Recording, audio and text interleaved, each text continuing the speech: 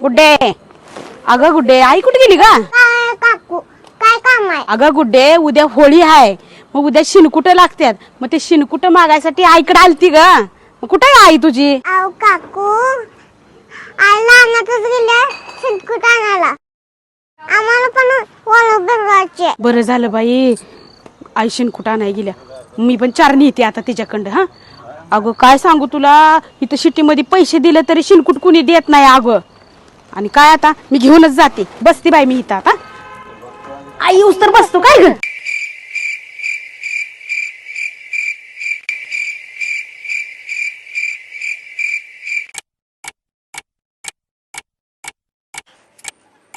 काय ग गुड्डे, किती उशीर झालं ग, बसले मी. अगं मला अजून उद्याची तयारी करायची आहे अगं. हा तास झालं बसले. कसली यायला लागली तुझी आई? काकू तुम्हाला लय उशीर व्हायला लागला ना. तुम्ही एक काम करा, तुम्ही उद्याच या. ये ग बाई, एक दिवस आलं तर पुरी सरळ बोलत नाही ग बाई.